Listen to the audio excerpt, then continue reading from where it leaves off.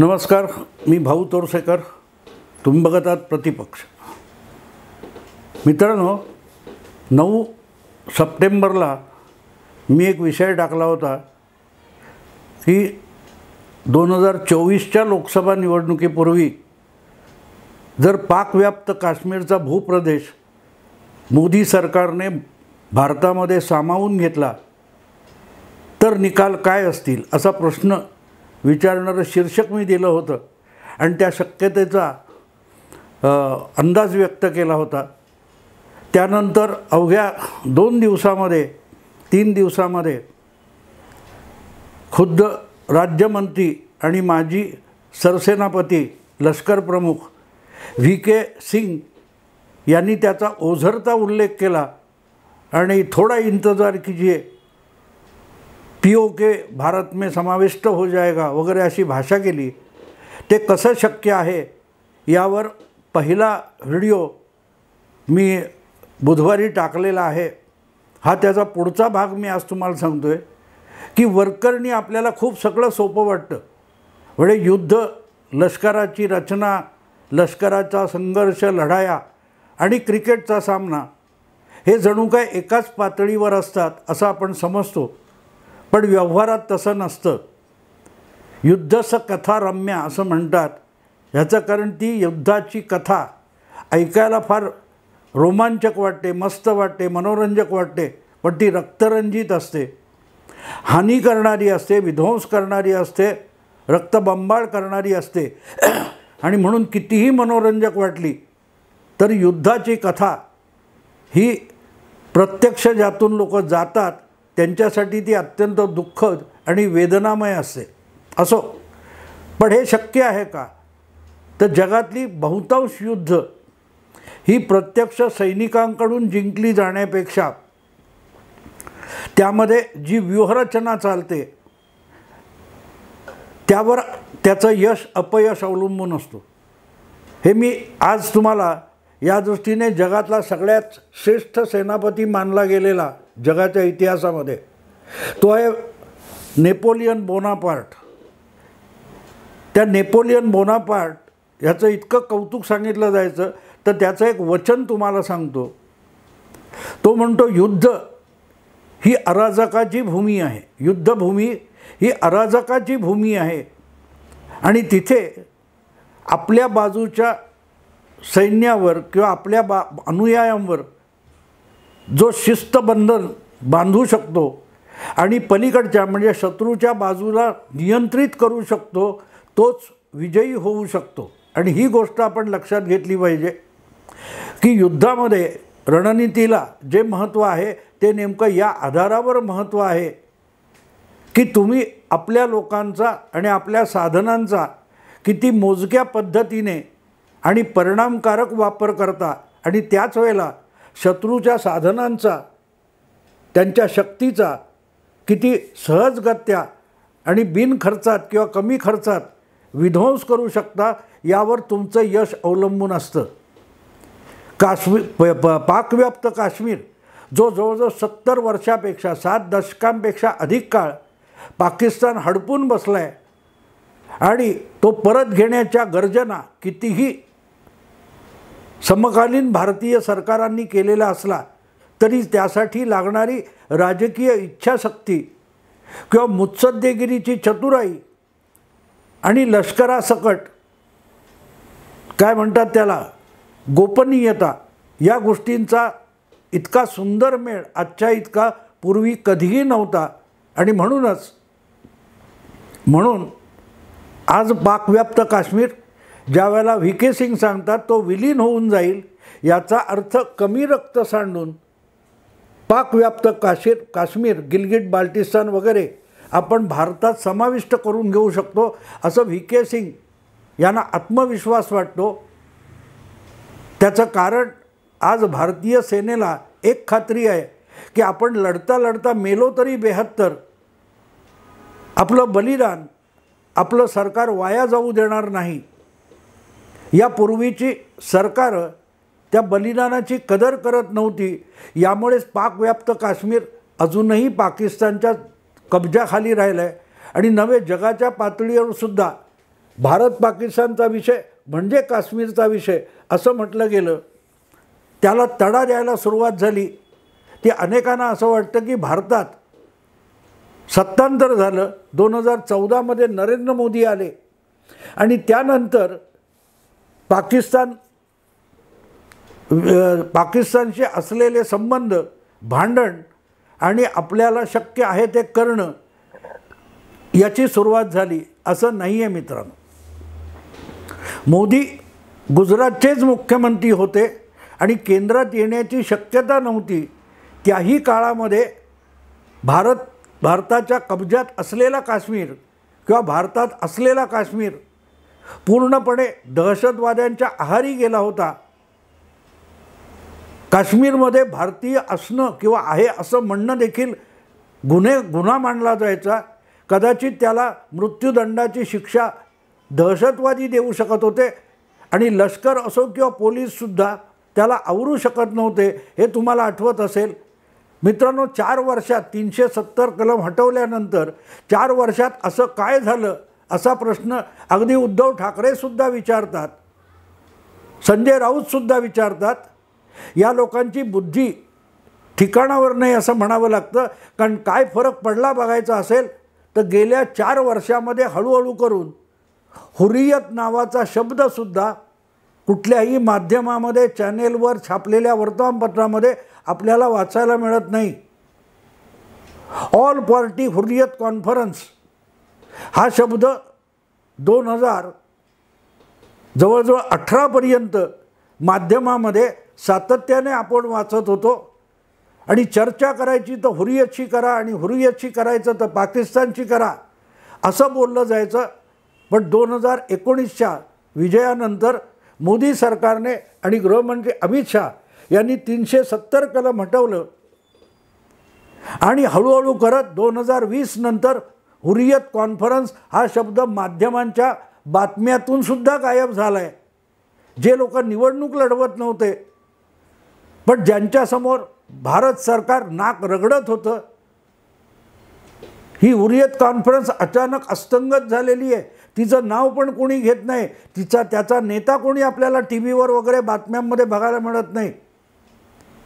पण हे सगळं होत असताना आणि मोदी पंतप्रधान होण्यापूर्वी 2014 पूर्वी काश्मीर आटोक्यात आणण्याचा प्रयत्न एक माणूस आपला एकटा करत होता. त्याचं नाव होतं जनरल VK सिंग. या जनरल VK सिंग यांनी नुसतं लष्करी नव्हे तर गोपनीय पद्धतीने सुद्धा काश्मीरमधल्या जिहादी मनोवृत्तीला ठेचण्याचा प्रयत्न सुरू केला होता. आणि तो नुसता अतिरेक्यांनी, जिहादींनी हाणून पाडला नाही तर UPA सरकारने सुद्धा हाणून पाडला. UPAमधून सत्ता ज्यांच्या हाती केंद्रित झाली होती त्या काँग्रेस पक्षाने सुद्धा जिहादींना प्रोत्साहन मिळावं यासाठी भारताचे लष्कर प्रमुख असलेल्या जनरल VK सिंग यांचं खच्चीकरण करण्याची पावलं उचलली होती. आणि म्हणूनच आपले सैनिक दुबळे तेव्हाही नव्हते, आजही नाहीत. पण फरक असा होता की UPA सत्तेत असतानाच्या 10 वर्षात काश्मीर जवळजवळ अतिरेक्यांच्या ताब्यात गेला. याचं कारण तिथे बंदोबस्ताला 3 लाख सैनिक असले भारताचे, तरी त्यांच्या मुसक्या भारत सरकारने बांधून ठेवल्या होत्या, संरक्षण खात्याने बांधून ठेवल्या होत्या, गृह खात्याने बांधून ठेवल्या होत्या आणि समोरून त्यांच्यावर छोटी छोटी शाळकरी पोरंसुद्धा दगड मारत होती. आठवतं तुम्हाला ती सगळी दृश्य का विसरून गेलात? आज सैनिकांवर कोणी दगड मारत नाही. अतिरेक्यांचे हल्ले जवळजवळ 95% संपलेत, 99% संपलेत आणि आज काश्मीरात पर्यटक फिरायला लागलेत. पण ज्यावेळेला मनमोहन सिंग पंतप्रधान होते, सोनिया गांधी देशाची सूत्र हलवत होत्या, त्यावेळेला भारताचा लष्कर प्रमुख म्हणून जनरल VK सिंग यांनी काश्मीरमध्ये अतिरेक्यांना राजकीयदृष्ट्या पराभूत करण्याचे सुद्धा डावपेच खेळले होते. आणि त्यापैकी एका डावपेचाचं नाव TSD होतं, जे मी आता शीर्षकात दिलं आहे TSD.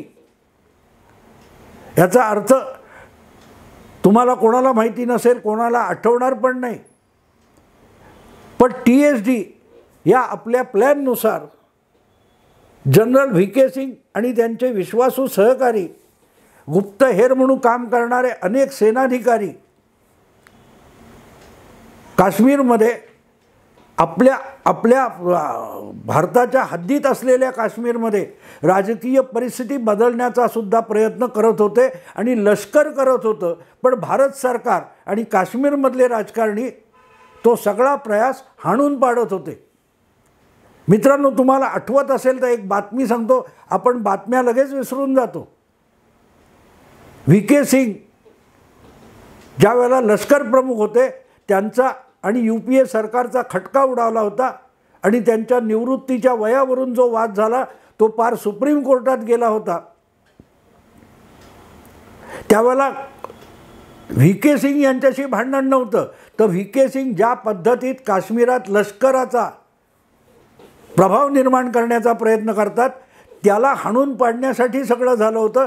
आणि त्यासाठी आज स्वतःला फार अगदी काय ते पत्रकार म्हणवणारे, बुद्धिमान म्हणवणारे असे जे संपादक वगैरे आहेत, त्यांनीसुद्धा भारत विरोधी कार्यामध्ये हिरिरीने भाग घेतला होता.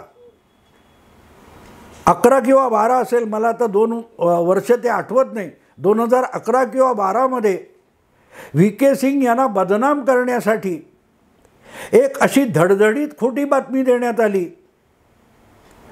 की 26 जानेवारीला भारताच्या राजधानी दिल्लीमध्ये जे लष्करी संचलन चालतं ते निमित्त करून भारतामध्ये लष्करशाही आणायची, निवडून आलेलं सरकार बरखास्त करून टाकायचं आणि लष्कराची सत्ता भारतात, लष्करी कायदा लागू करायचा, यासाठी कारस्थान झाल्याची बातमी इंडियन एक्सप्रेस आणि इतर इंग्रजी बातम्यांमध्ये आली होती. आणि मग सगळ्या मीडियामधून ती उचलण्यात आली आणि त्यातून लष्कर प्रमुख असलेले VK सिंग यांना बदनाम करण्यात आलं होतं. मेरठ हा जो उत्तर प्रदेशचा भाग आहे, तिथे मोठ्या प्रमाणावर लष्कराच्या छावण्या आहेत. तिथून काही तुकड्या राजधानी दिल्लीच्या दिशेने निघालेल्या आहेत लष्कराच्या, आणि त्या प्रजासत्ताक दिनाचा मुहूर्त साधून दिल्लीवर कब्जा करणार आहेत अशा बातम्या पसरवण्यात आल्या. एका वर्तमानपत्रात आली, त्याच्यावरून दुसरा तिसरा घेत चॅनेलवाल्यांनी घेतली आणि हलकल्लोळ माजवला होता. अखेरीस भारताच्या संरक्षण मंत्र्यांना खुलासा करावा लागला की असं काहीही झालेलं नाही. पण तरीही सरकारी पक्ष, सत्ताधारी पक्ष काँग्रेसकडूनच या अफवा पसरवण्यात आल्या होत्या आणि देशातल्या प्रमुख माध्यमांनी, संपादकांनी त्या उचलून धरल्या होत्या. त्याच्यावर सगळ्या चॅनेलवर डिबेट चालू होते, अग्रलेख लिहिले गेले होते. आणि हे सगळं कशासाठी केलं होतं तर VK सिंग, जनरल VK सिंग या देशाच्या लष्कर प्रमुखाला बदनाम करायचा, एवढ्यासाठी ते झालं होतं. आणि VK सिंग यांच्यावर UPAचा डूख कशाला होता? VK सिंग यांना असं कुठलं पाप केलं होतं तर VK सिंग यांनी TSD प्लॅन भारताच्या काश्मीरमध्ये राबवलेला होता. काश्मीरमध्ये जे कोणी राजकारणी होते ते जवळपास सगळे, फारुख अब्दुल्ला असोत, त्या कोण महबूबा मुफ्ती असोत, उमर अब्दुल्ला असोत, किंवा त्यांच्या इर्द गिर्द वावरणारे हुरियत कॉन्फरन्सवाले असोत, हे सगळे भारताच्या विरोधी घोषणा देत होते, भारताच्या विरोधी कारवाया करत होते, पाकिस्तानातून आलेल्या जिहादींचं समर्थन करत होते.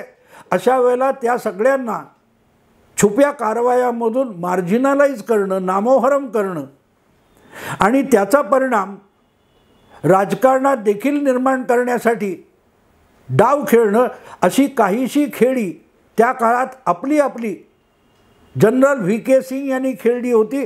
त्या खेळीचं नाव TSD होतं. TSD हा शॉर्ट फॉर्म आहे, टेक्निकल सपोर्ट डिव्हिजन म्हणजे TSD. आणि तुम्ही सर्च मारून शोधू शकता. ज्यावेळेला आपला कुलभूषण जाधव हा पाकिस्तानच्या तुरुंगात आजही आहे, ज्याच्यावरून इंटरनॅशनल कोर्टामध्ये खटला लढवला गेला, त्याला जेव्हा पाकिस्तानच्या गुप्तचरांनी पकडलं तेव्हा देखील तो TSDचा आहे.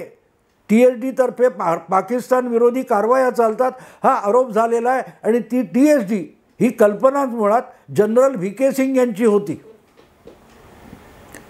ते आपल्या परीने काश्मीरी जनतेत मिसळणाऱ्या काही लोकांना तयार करून प्रशिक्षण देऊन राजकारणाच्या निवडणुकीवर स्थानिक पातळीवर परिणाम होईल या दृष्टीने कारवाया करत होते. आणि अशी TSD निर्माण करणं हाच भारताविरुद्धचा सगळ्यात मोठा डाव आहे, कारस्थान आहे, असं UPAकडून पसरवण्यात आलं. आणि त्यासाठी VK सिंग यांना बदनाम करण्यासाठी लष्कर शहा बनायला निघालेत VK सिंग अशा अफवा आणि वावड्या उडवल्या गेल्या आणि त्यांना नामोहरम करण्यात आलं. आणि TSD टेक्निकल सपोर्ट डिव्हिजन बरखास्त करून घ्यायला लावण्यात आली. काय करत होते ते टेक्निकल सपोर्ट डिव्हिजन म्हणजे काय, तर काश्मीरमध्ये जे भारताशी एकनिष्ठ असलेले नागरिक आहेत भारताच्या काश्मीरमध्ये, ते भारताच्या बाजूने असलेल्या नागरिकांना प्रोत्साहन देणं, बळ देणं, प्रसंगी त्यांना संरक्षण देणं आणि त्यातून जे भारताच्या विरोधात चिथावण्या दिल्या जातात त्या चिथावण्या देणाऱ्यांना संपवणं, खच्ची करणं हे काम टेक्निकल सपोर्ट डिव्हिजन करत होती. आणि ते काम किंवा ती योजना VK सिंग यांनी सुरू केली. म्हणून त्यांना बदनाम करण्याचा इतका राजकीय आणि मीडिया पातळीवरचा मोठा कारस्थान रचलं गेलं आणि अंमलात आणलं गेलं. त्यामुळे VK सिंग यांना निवृत्त व्हावं लागलं, त्यांना बदनाम करण्यात आलं. आणि त्या चिडीतूनच हा माणूस नंतरच्या काळात मोदींच्या बरोबरीला आला.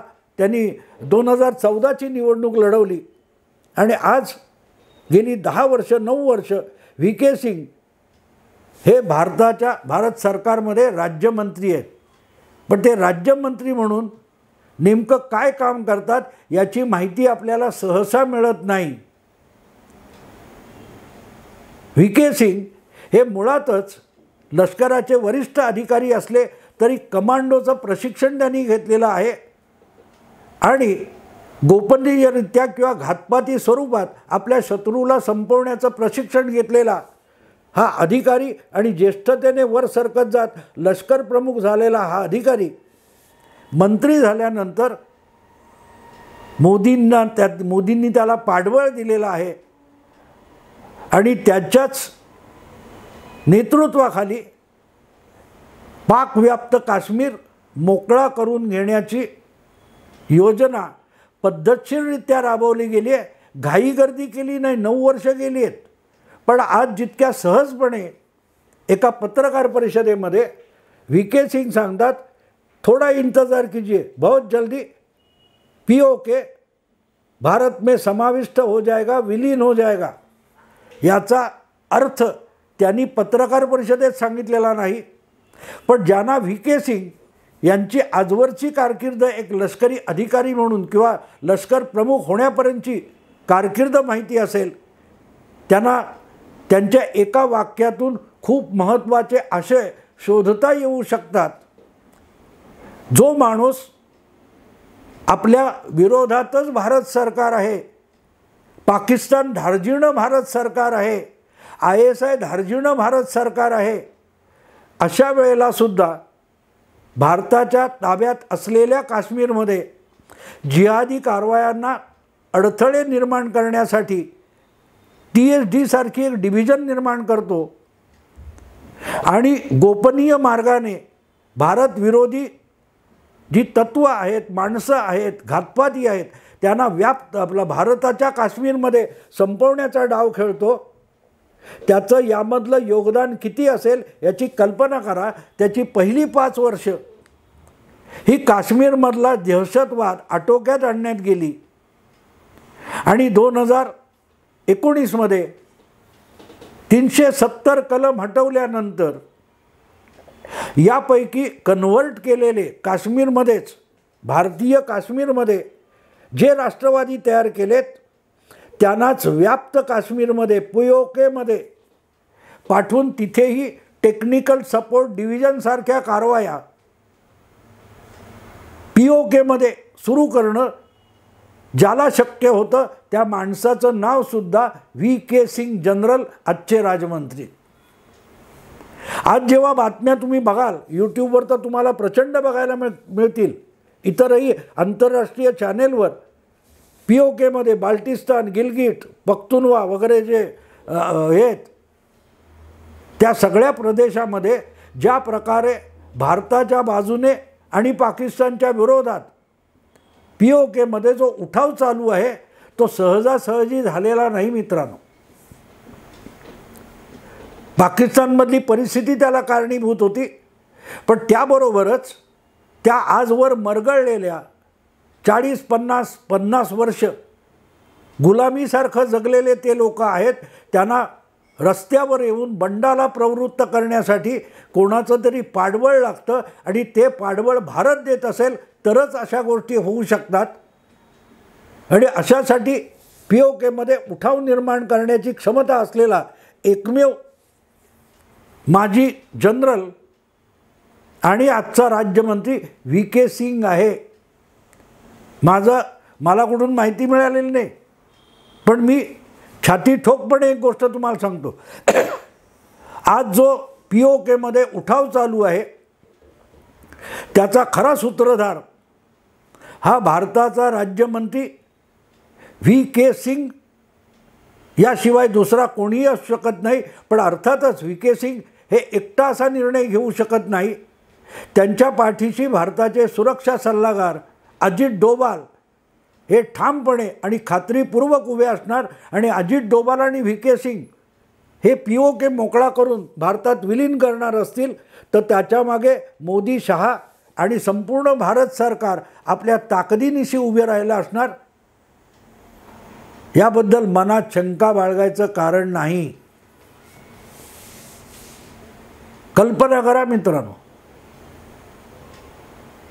जो प्रदेश 70 वर्ष पाकिस्तान बळकावून बसलाय तो युद्ध न करता सुद्धा मोकळा होऊ शकेल अशी परिस्थिती आज येऊन ठेपली आहे. त्याचं श्रेय या चारही लोकांना द्यायला लागेल, ज्याच्यामध्ये VK सिंग आहेत, अजित डोभाल आहेत, अमित शहा आहेत आणि नरेंद्र मोदी आहेत. त्यांनी घटनात्मक आणि कायदेशीर तयारी केली. सरकार अख्खच्या अख्खं VK सिंग यांच्या मागे अजित डोभालनी उभं केलं. आणि VK सिंग हे आधीपासूनच जवळजवळ 10-12 वर्षापासून TSD नावाची डिव्हिजन उभी करून त्याचा प्रयोग त्यांनी यशस्वी केलेले होते. मध्यंतरी ते थांबले, आता ते जोरात सुरू झालेत. इतकाच या घडामोडींचा अर्थ आहे. आणि यापेक्षा जास्त मी आत्ता बोलणार नाही, परत कधीतरी बघू. या क्षणी इथेच थांबतो. आवडलं लाईक करा, शेअर करा, सबस्क्राईब करा. नमस्कार.